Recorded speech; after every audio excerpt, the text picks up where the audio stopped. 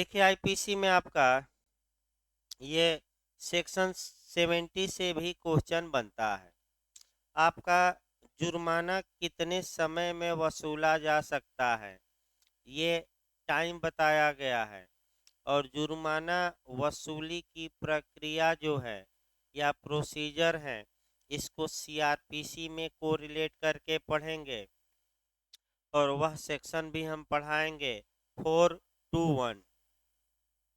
देखिए पहले सामान्य नियम देखा जाए तब बैरेक का भाषा देखी जाएगी। सामान्यतः जुर्माना आपका स्पष्ट लिखा है बैरेक में हेडिंग में ही कि कितने दिनों के अंदर वसूल लेना चाहिए, 6 वर्ष। लेकिन अगर 6 वर्ष से अधिक का दंड दिया गया है तो ऐसी दशा में जुर्माना वसूलने का समय भी बढ़ जाएगा। और कितना होगा, जितने वर्ष की सजा दी गई है। बस दो ही पॉइंट पकड़ना है। फिर एक बार देखिए, सामान्यतः जुर्माने की वसूली कितने समय के अंदर की जाएगी, तो 6 वर्ष के अंदर। लेकिन अगर 6 वर्ष से अधिक की सजा दी गई है तो जितनी की सजा दी गई है उतने समय में जुर्माना वसूला जा सकता है। अब 5-6 पहले उदाहरण कवर करिए। एक अपराधी पर 200 रुपये का जुर्माना लगाया गया तो पूछ लेगा कि ये जुर्माना कितने दिनों में वसूल लेना चाहिए, 6 साल। कितने साल में, 6 साल। एक अपराधी पर 1 रुपये का जुर्माना लगाया गया तो कितने साल में वसूल लेना चाहिए, 6 साल। और 1 अरब लगाया गया तो 6 साल। अब दूसरा नियम आइए। एक अपराधी को 1 दिन का कारावास का दंड दिया गया, 100 रुपया जुर्माना लगाया गया तो ये जुर्माना कितने दिन में वसूलना होगा, 6 साल। दूसरा अगला उदाहरण, एक अपराधी को 2 साल की सजा दी गई, 100 रुपया जुर्माना लगाया गया तो जुर्माना कितने दिनों में वसूलना चाहिए, 6 साल। एक अपराधी को 5 वर्ष की सजा दी गई, जुर्माना 100 रुपया लगाया गया तो फिर वही कहानी कि जुर्माना जो 100 रुपया है वह कितने दिन में वसूला जाएगा, तो 6 वर्ष। एक अपराधी को 6 वर्ष की सजा दी गई, जुर्माना 100 रुपया लगाया गया तो जुर्माने की वसूली कितने समय के अंदर, 6 साल। अब आइए दूसरा नियम, इसी पर एक नियम।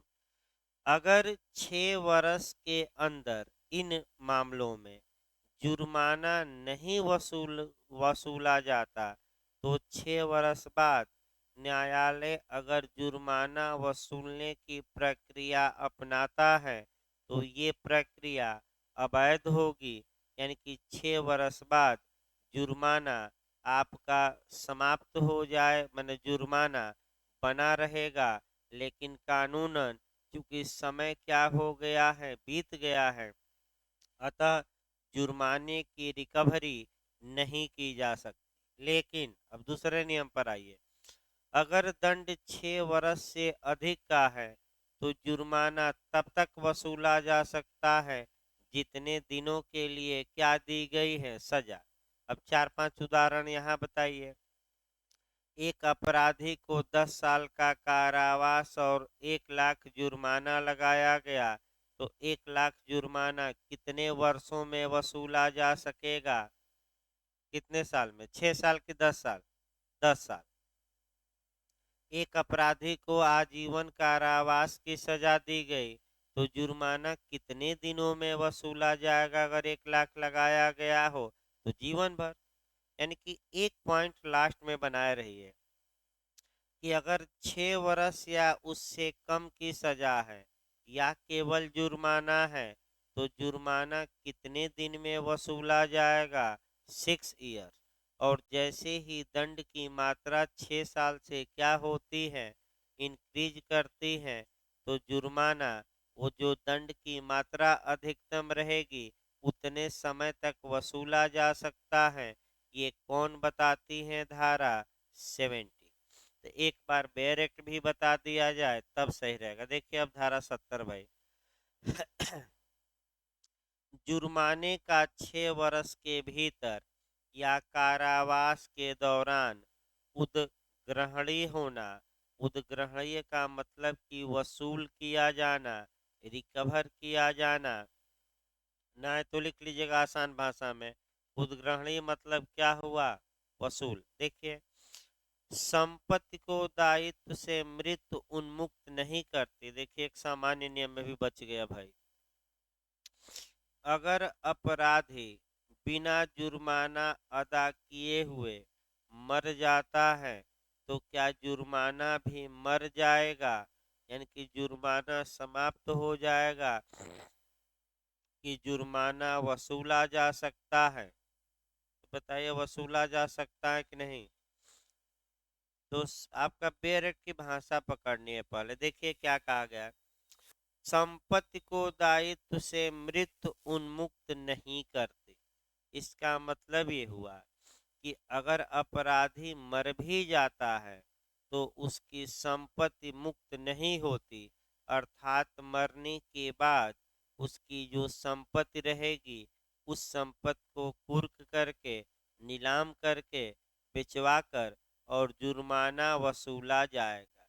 लेकिन समय का हमेशा क्या रखना है, ध्यान देना है। अब इस पर 2-3 उदाहरण देख लिया जाए तब डायरेक्ट आगे। ये एक अपराधी था, उसको 1 वर्ष का कारावास और 5,000 रुपया जुर्माना लगाया गया और 2 दिन बाद वह मर गया। तो मर गया तो सजा तो नहीं भुगतेगा, लेकिन क्या जुर्माना वसूला जाएगा कि नहीं, वसूला जाएगा। कितने साल के अंदर वसूला जाएगा, 6 साल के अंदर। कहाँ से वसूला जाएगा, उसकी संपत्ति से। तो आप कहेंगे कि संपत्ति तो उसके उत्तराधिकारियों में या चली गई है, तब क्या होगा। तो दिमाग स्थिर करके जानना है कि उत्तराधिकारी उस सीमा तक उत्तरदायी होंगे जिस सीमा तक वह मृतक की संपत्ति पाए हैं। याद रखिएगा, मान लीजिए ये एक व्यक्ति था, 100 रुपया जुर्माना लगा, उसके मर गया पहले ही, अभी वसूलने से पहले। उसके खाते में 50 रुपये थे, 2 पुत्र थे, 25-25 रुपया पाए। तो पुत्रों से कितना अब जुर्माना वसूला जाएगा, पूरा 100 रुपया की 50 रुपया, 50। तो एक पुत्र से कितना वसूला जाएगा, 25, और दूसरे से अब आप कहेंगे 50 का क्या होगा, तो होगा क्या, लैप्स कर जाएगा। वो कहाँ से वसूली होगी, क्योंकि वो मर ही गया है और प्रॉपर्टी जितना बची थी उसी से तो वसूलेंगे। ये नियम याद रखिएगा भाई। फिर एक बार अब आइए बेयर एक्ट एक बार, तब इसको 4 से 21 से जोड़ा जाए। देखिए बेयर एक्ट भाषा, जुर्माना या उसका कोई भाग जो चुकाया न गया हो, दंडादेश दिए जाने के पश्चात 6 वर्ष के भीतर किसी भी समय, और यदि अपराधी दंडादेश के अधीन 6 वर्ष से अधिक के कारावास से दंडनीय हो, तो उस कालवधि के अवसान के पूर्व, यानी कि 6 साल से अधिक की सजा दी गई है, तो जब सजा समाप्त हो रही है उसके समाप्ति के क्या पूर्व, समाप्ति के बाद नहीं। लेकिन ये नियम कब लागू होगा, 6 साल से अधिक की सजा की कम, अधिक। कम में तो भाई आपका अमूमन कितना साल है, 6 साल। कालावधि के अवसान मने समाप्ति भाई, ना है तो लिख लीजिए, कालावधि मने समय, अवसान मतलब समाप्ति के पूर्व किसी समय उद्गृहित किया जा सकेगा, वसूला जा सकेगा।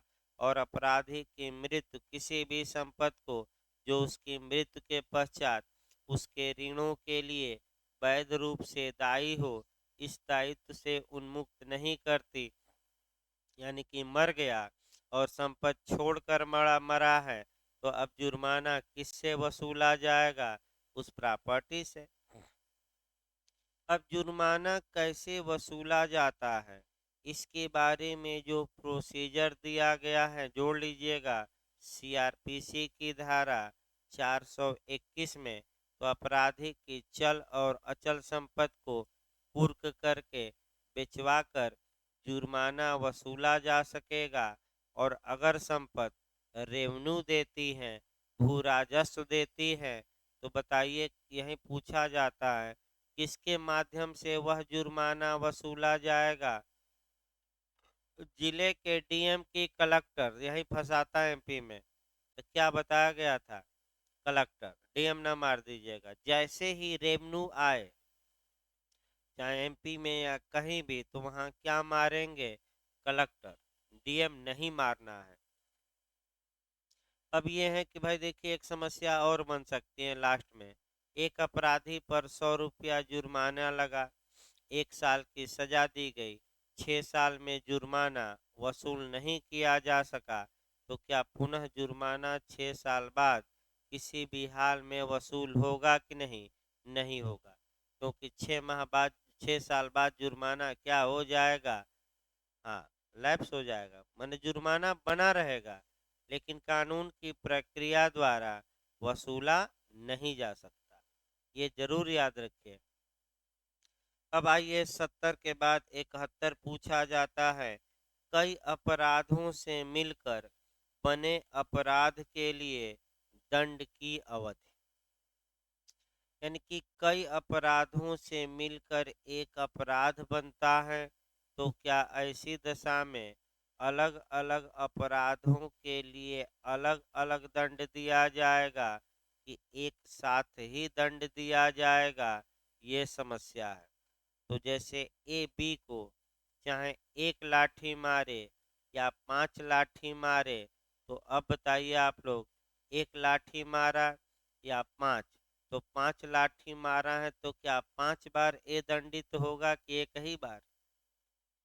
और 1 लाठी मारा है तो एक ही बार। अब ये है कि कई बार ये होता है कि छोटे छोटे अपराध होते हैं, वो मिलकर बड़े बन जाते हैं। जैसे एक उदाहरण देखा जाए, चोरी, लूट, डकैती। मान लीजिए कोई व्यक्ति लूट किया है, और लूट का ही गंभीर रूप डकैती है, क्योंकि 5 या 5 से अधिक व्यक्ति लूट करने में सम्मिलित होंगे, तो उसी को हम क्या कहेंगे, डकैती। तो छोटा अपराध बड़ा हो गया, यानी कि लूट किस में कन्वर्ट हो गई, डकैती में। तो 71 ये कहती है कि व्यक्ति अब लूट और डकैती दोनों के लिए सजा नहीं पाएगा। आपका चाहे लूट के लिए पाए या डकैती के लिए, दोनों के लिए सजा पाएगा कि नहीं पाएगा? नहीं पाएगा। इसको थोड़ा और हम देख लेंगे हल्का सा, इसमें एक दो टेक्निकल क्वेश्चन है, किसी दिन बताया जाएगा। आइए, आपका 72 भी काफी महत्वपूर्ण है, और 72 को जब भी पढ़िए आपका सीआरपीसी कोरिलेट कर लीजिए। 354 का लाज कौन पढ़ना है भाई? नहीं, 2 है कि 1 है, ये नहीं याद आ रहा है, 1 सेकंड भाई।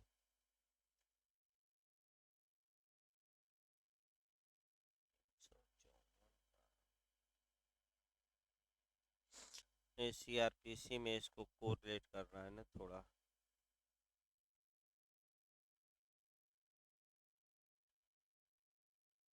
जजमेंट हो गया।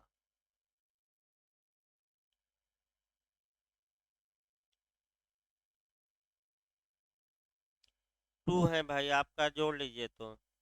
सीआरपीसी की धारा 354 का क्लाज 2, 72 से इसको जोड़कर पढ़िएगा। सीआरपीसी की धारा 354 का क्लाज 2 से जोड़कर पढ़ना है। देखिए, पहले समानतः बताया जाए, तब बैरेट की भाषा बताया जाए। देखिए, आपका सामान्य नियम ये है कि संदेह का लाभ सदैव अभियुक्त को या एक्यूट को दिया जाता है, यानी कि बेनिफिट ऑफ डाउट का जो बेनिफिट मिलेगा, लाभ मिलेगा, वह अभियुक्त को दिया जाएगा। इसका मतलब ये हुआ कि जहां कहीं भी संदेह उत्पन्न हो गया कि ये किस अपराध के लिए सजा पाएगा, तो वहां संदेह का लाभ अभियुक्त को दिया जाएगा और जिस अपराध में कम से कम सजा हो वही सजा उसे दी जाएगी। तो पहले सीआरपीसी की धारा 354 का कौन सा क्लाज एक लाइन निकाल दिया जाए, 2, और तब आपका 72 आईपीसी पढ़ाया जाए। देखिए आपका सीआरपीसी की धारा 354 का खंड 2 बताता है कि जहां न्यायालय को यह संदेह है कि दो में से कौन सा अपराध अभियुक्त ने किया, लेकिन अपराध किया ये बात प्रूफ हो गई है, तो न्यायालय अल्टरनेटिव सजा सुनाएगा, अनुकल्पतः दंड देगा, या तो ये या तो ये। जैसे आपका ऑप्शन आता है ना 4 ऑप्शन कंपटीशन में, तो उसी प्रकार या तो ये या तो ये। एक उदाहरण देखिए, सबसे अच्छा उदाहरण आपका जो मिलता है वह चोरी और आपराधिक दुर्विनियोग का, यानी कि थेफ्ट, चोरी का और आपराधिक दुर्विनियोग। दोनों में कई बातें समान हैं। पहली बात तो दोनों अपराध चल संपत्ति के प्रति हैं, तमाम बातें समान हैं।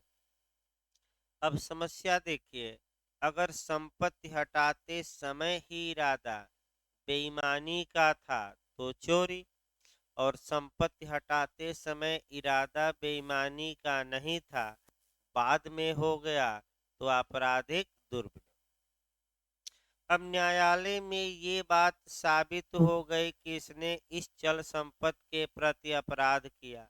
अब संदेह इस बात का था, माने इस बात में विवाद है कि इसका इरादा तात्कालिक संपत्ति हटाते समय ही बेईमानी का था कि बाद में, लेकिन बेईमानी का इरादा था धारा 24 वाला, ये बात साबित हो गई।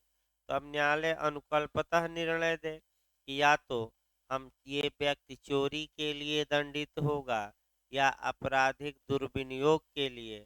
अब दंड देने की बारी आएगी तो संदेह का लाभ कौन पाएगा, अभियुक्त, और कौन सा दंड दिया जाएगा, जिसमें अधिक दंड हो कि कम दंड हो, कम हो, तो कम दंड किसमें है, आपराधिक दुर्विनियोग। भाई किसमें है, आपराधिक दुर्विनियोग 403 403 में।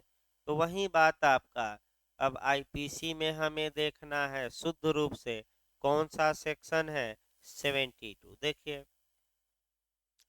कई अपराधों में से एक के दोषी व्यक्ति के लिए दंड, जबकि निर्णय में यह कथित है कि यह संदेह है कि वह किस अपराध का दोषी है।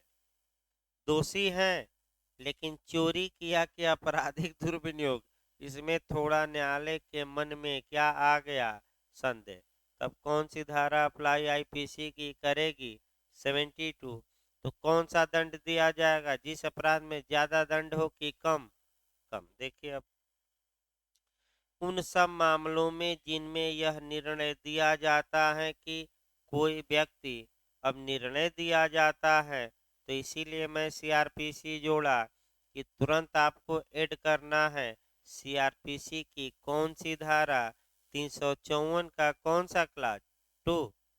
निर्णय देता है मतलब उसी में जाएगा। देखिए आगे, उन सब मामलों में जिसमें यह निर्णय दिया जाता है कि कोई व्यक्ति उस निर्णय में विनिर्दिष्ट कई अपराधों में से एक का दोषी है, किंतु वह संदेहपूर्ण है कि वह उन अपराधों में से किस अपराध का दोषी है, यदि वही दंड सब अपराधों के लिए उपबंधित नहीं है, तो वह अपराधी उस अपराध के लिए दंडित किया जाएगा जिसमें दंड की मात्रा ज्यादा हो कि कम हो, कम हो।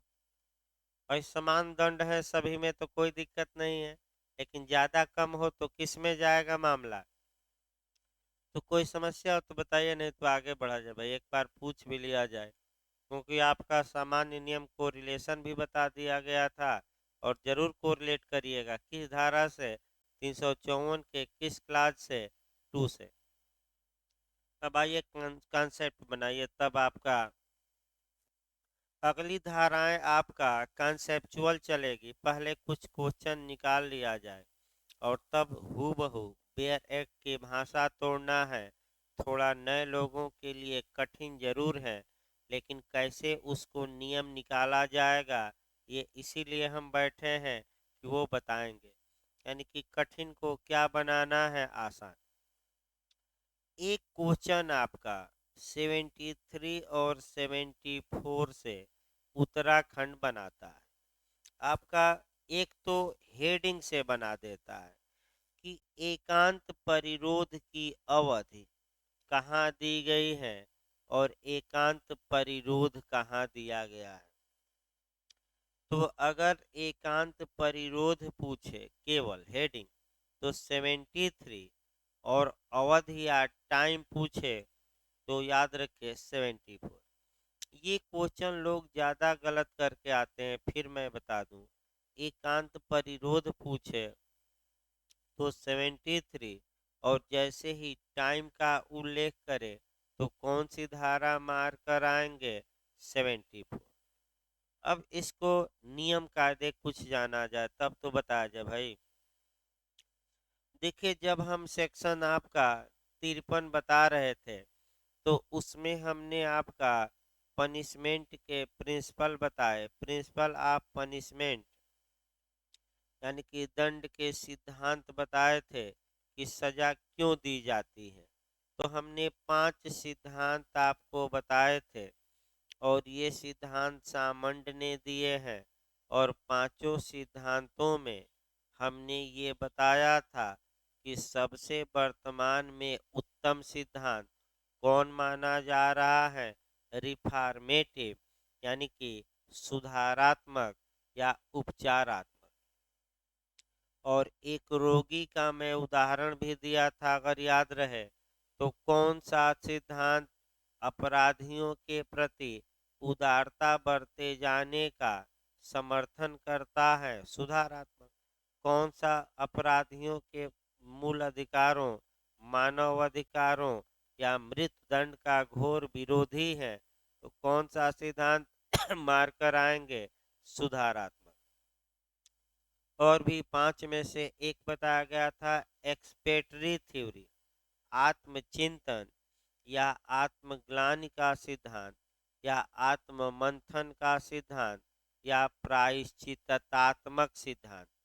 तो सबसे पहला क्वेश्चन जो आपका पहली बार राजस्थान ने बनाया कि प्रायश्चितात्मक सिद्धांत या एक्सपेटरी थ्योरी या आत्मग्लानि का सिद्धांत, आत्म मंथन का सिद्धांत, आत्मचिंतन का सिद्धांत किन धाराओं में समाहित है। पहला क्वेश्चन ये याद रखना है। तो कौन सी धाराओं में समाहित है, दो धारा मार कराइएगा, कौन कौन, 73 और 74, गलत ना हो। इसके बाद आपका मान लीजिए कि दो से दोनों उपर्युक्त दोनों न रहे और दोनों में से कोई एक ही चुनना हो, तब क्या करेंगे। अब यहाँ समस्या आ जाएगी। तो 73 मारिए। अगर दे दे कि आत्मग्लानि या आत्मचिंतन का सिद्धांत कहाँ दिया गया है और दो में से केवल एक धारा चुननी रहे, तब क्या चुनेंगे, 73। और दोनों रहे उपर्युक्त दोनों दे दे तो दोनों मार कर आइएगा। लेकिन एक चुनना हो तो मैं फिर बता रहा हूँ कौन सी धारा, 73। अब आत्मचिंतन का सिद्धांत होता क्या है, एक्सपेटरी थ्योरी होती क्या है, वह पहले बताया जाए और तब सेक्शन शुरू किया जाएगा। ध्यान से देखिए, यानी कि अपराधी को सजा देकर जेल में इस कारण रखा जाता है कि जेल में जब वह अपने को एकांत में पाएगा, अकेले में पाएगा, तो अपने द्वारा किए गए कुकर्मों पर यानी कि अपने द्वारा किए गए गलत कार्यों पर मंथन करेगा, विचार करेगा, चिंतन करेगा, चिंता नहीं, चिंतन करेगा।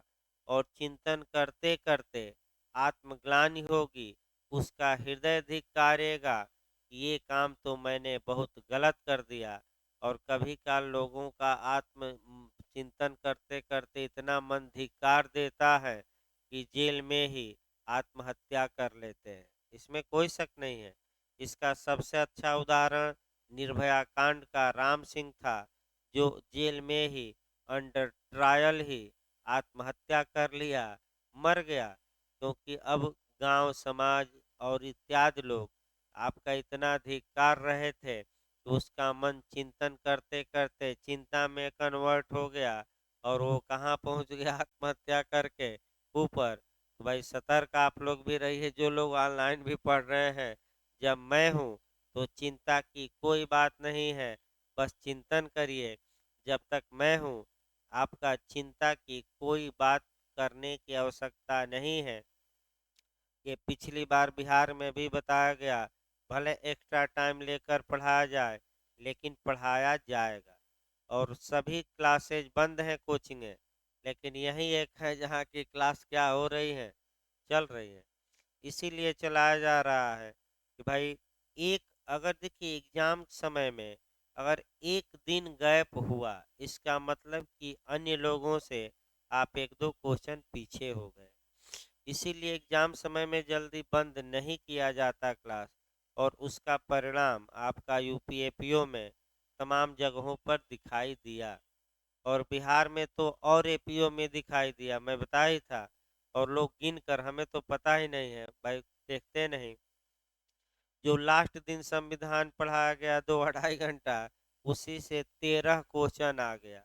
मैंने लोग ट्रेन में जा रहे हैं परीक्षा देने, वीडियो देख रहे हैं लाइव क्लास, और आपका उसी से आपका 2 घंटे में 13 क्वेश्चन हूबहू मिल गए।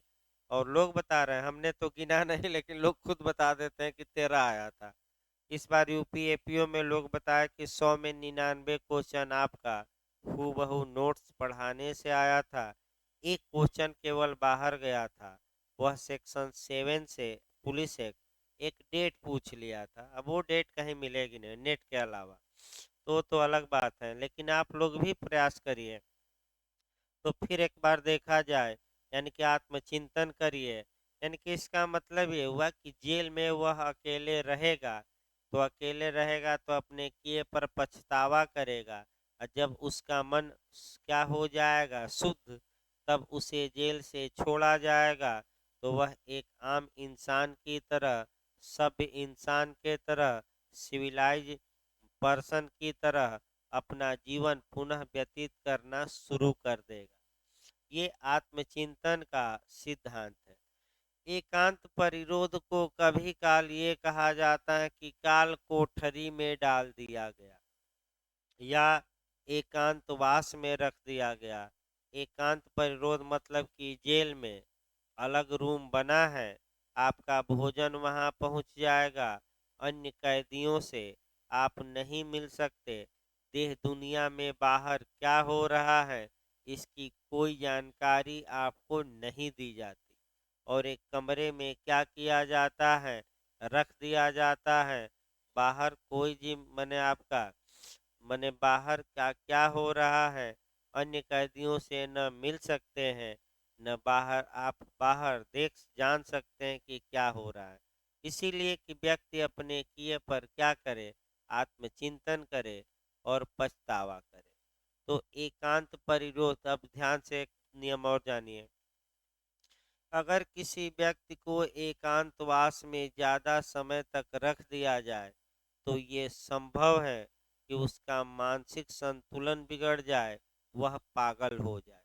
अतः ऐसी दशा में कानून द्वारा समय निर्धारित कर दिया गया है कि अधिकतम 3 मास ही रखा जाएगा, और वो भी समय समय पर, यानी कि लगातार नहीं। आपका थोड़े थोड़े समय तक, थोड़े समय तक एकांत में रखिए, थोड़े समय तक अलग रखिए, ताकि पागल होने से वो क्या हो जाए, बच जाए। अब देखिए, आपका जो लोग मान लीजिए मोबाइल चला रहे हैं या आपका समाज में रह रहे हैं, उनको एक कल्पना करिए, एक रूम में बंद कर दिया जाए, तो 2 दिन बाद उनको निकालिए रूम से, तो 2 दिन बाद वह एकदम पागलों जैसा व्यवहार न करने लगे तो बताइए। क्योंकि 2 दिन में जब समाज की कोई सूचना नहीं मिलेगी, अब फेसबुकिया मित्रों की सूचना नहीं मिलेगी, तो वह एकदम बौखला जाएगा। भाई जितना फेसबुकिया मित्र, आपका व्हाट्सअपिया मित्र हो गए, टेलीग्रामिया मित्र हो गए, तमाम मित्र हैं। अब तो भाई ट्विटर हो गया है, तमाम चीज़ें हो गई हैं। तो ये मित्र भी बन रहे हैं, शत्रु भी बन रहे हैं, क्योंकि अपराध भी ज़्यादा इसी से हो रहे हैं। यानी कि एक तरफ आपका सुविधा भी दे रहे हैं, सुविधा मिल रही है, तो दूसरी तरफ इसका बहुत बड़ा नुकसान भी हो रहा है। और साइबर अपराधी एक तो आपका लोकेशन ट्रेस कर ले रहे हैं कहाँ है, क्योंकि लोकेशन वाला भी है सिस्टम। दूसरा आपका खाते से बैलेंस ही उड़ा दे रहे हैं मोबाइल हैक करके। ये सब अपराध ज़्यादा हो रहे हैं। अब देख ही रहे हैं, मैं बैंक से बोल रहा हूँ, ये हूँ वो हूँ, पिन बताइए नहीं तो आपका एटीएम क्या हो जाएगा, ब्लॉक।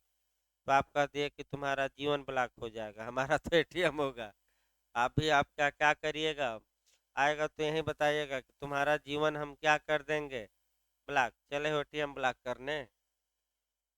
अगला देखिए, आपका सामान्य नियम बता दिया गया।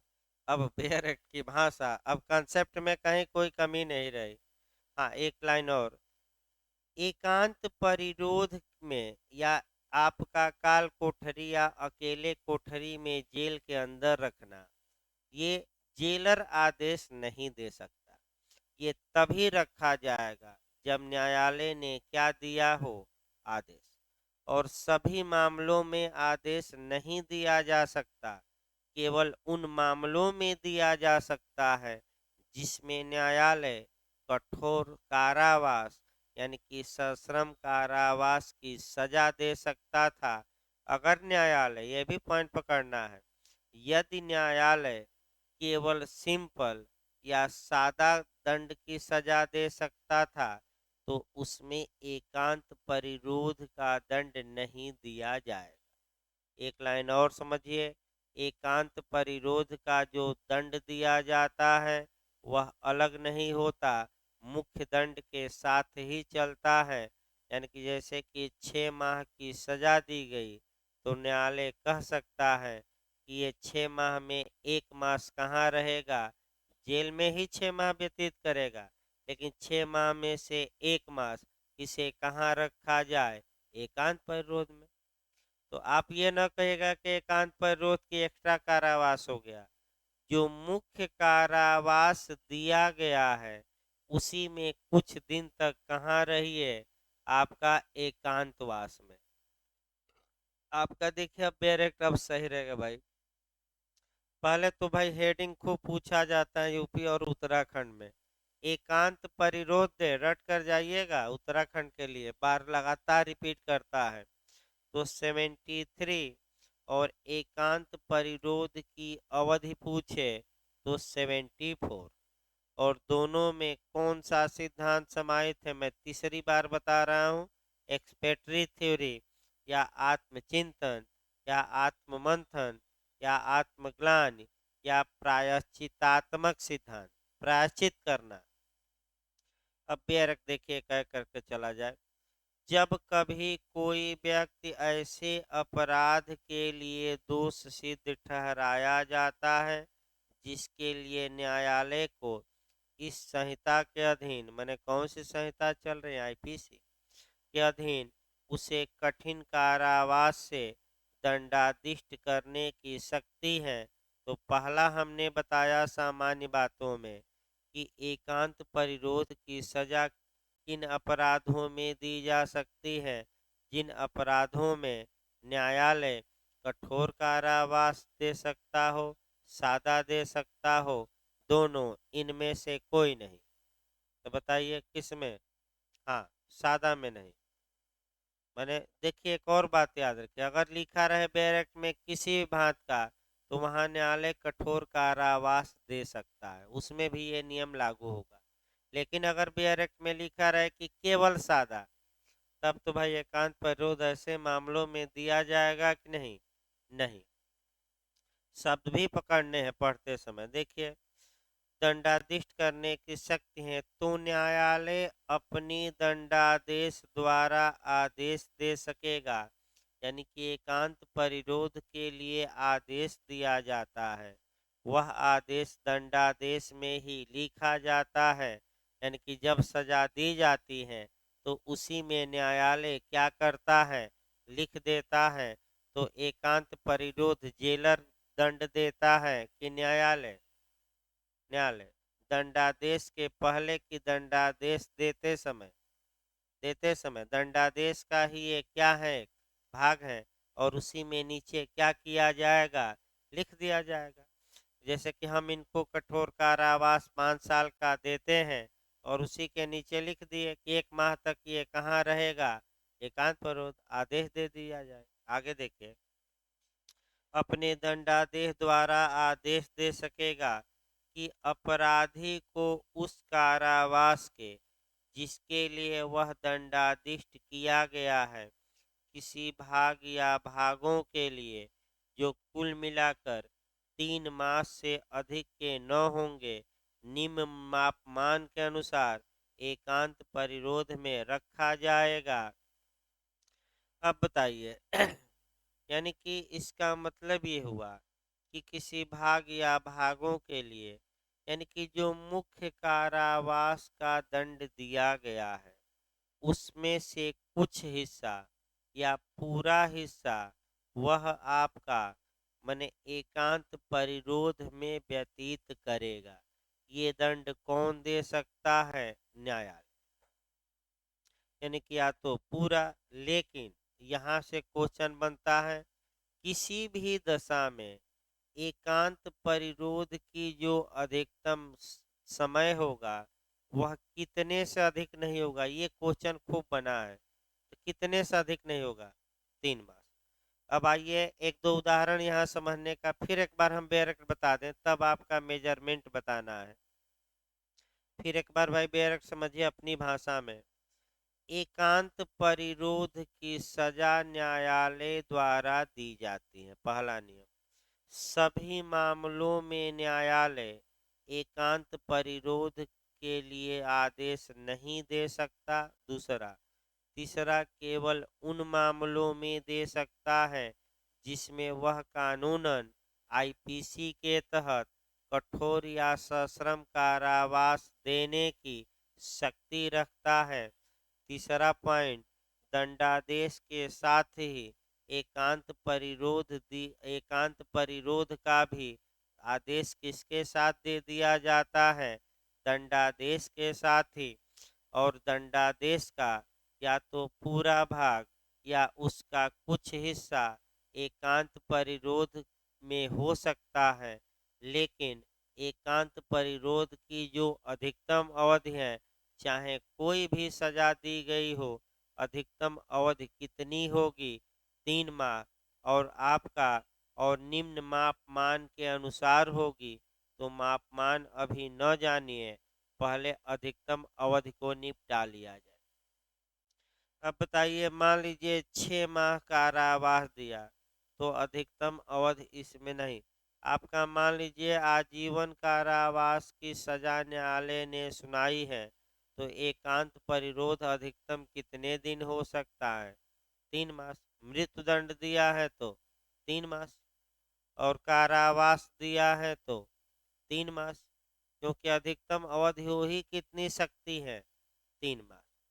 चाहे कोई भी सजा दीजिए, 3 माह से अधिक आप जेल में एकांत परिरोध में नहीं रख सकते।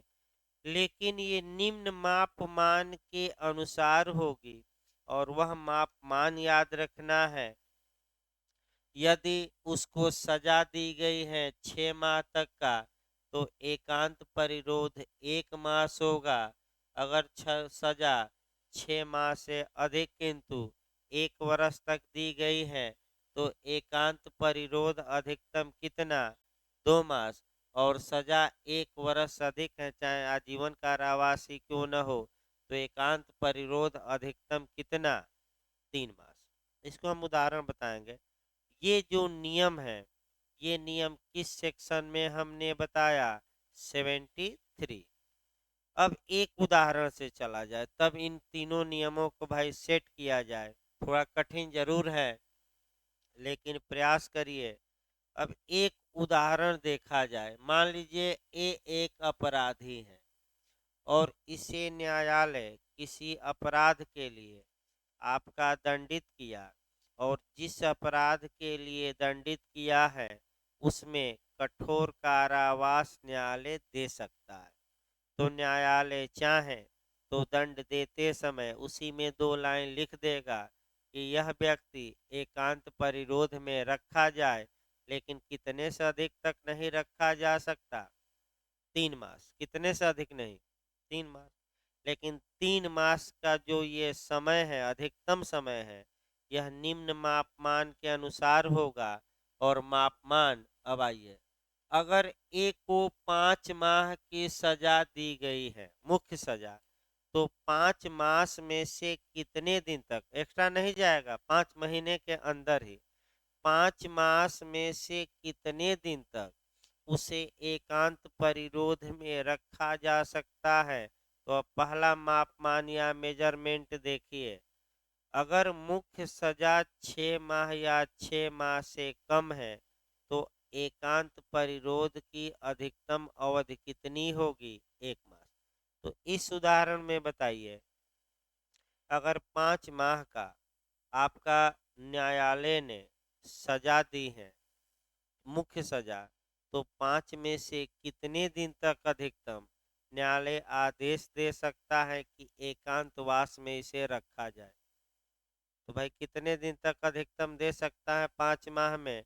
तो फिर नियम बनाना है कि अगर मुख्य कारावास 6 माह या 6 माह से कम है, तो आप बताइए 5 माह की जो सजा दी गई है वह 6 माह से अधिक है कि 6 माह से कम? कम।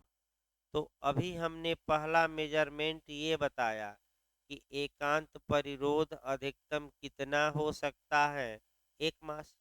तो फिर एक बार भाई नए लोग दिमाग बैठाएं कि अगर 5 महीने की मुख्य सजा दी गई है तो कितने दिन तक न्यायालय 5 महीने में से अपराधी को एकांत परिरोध में रखे जाने का आदेश अधिकतम दे सकता है? तो कितने माह दे सकता है? 1 मास। यानी कि 4 मास वह आम कैदी के साथ रहेगा और 1 मास क्या रहेगा? वह एकांत में। अब ये न कहेगा कि 5 माह से अधिक, वो 5 माह के अंदर है, उस 5 मास के क्या है? अंदर। तो 4 मास तक कहाँ रहेगा? आम कैदी के साथ, और 1 मास आपका एकांत पर। क्यों इतना फोन? देखिए अगला, देखिए भाई आपका अगला नियम ये देखना है। दूसरा आपका नियम देखा जाए, अगर किसी व्यक्ति को 7 महीने की सजा दी गई, अब बताइए ये मुख्य सजा है, तो एकांत की अधिकतम अवधि कितनी हो सकती है? बताइए। हाँ, 2 मास। क्यों? क्योंकि 6 माह से अधिक सजा है, और अगर 1 वर्ष या उससे कम है तो अधिकतम एकांत परिरोध कितना हो सकता है? 2 मास। और मान लीजिए कि 2 साल की सजा दी गई तो अधिकतम कितना? आजीवन कारावास दिया गया तो अधिकतम 10 साल की सजा, 5 साल की सजा, और मृत्युदंड दिया गया तो 3 मास। यही बातें आपका अच्छे से क्या करनी है? तैयार करनी है। अब किसी के मन में कोई भी संदेह हो तो बताइए, नहीं तो उदाहरण बता दिया गया आपका। एक और हम लास्ट में अपने मन से बता रहे हैं, फिर अभी बताए। जैसे कि मान लीजिए 7 साल का मुख्य कारावास, वीडियो गायब है क्या?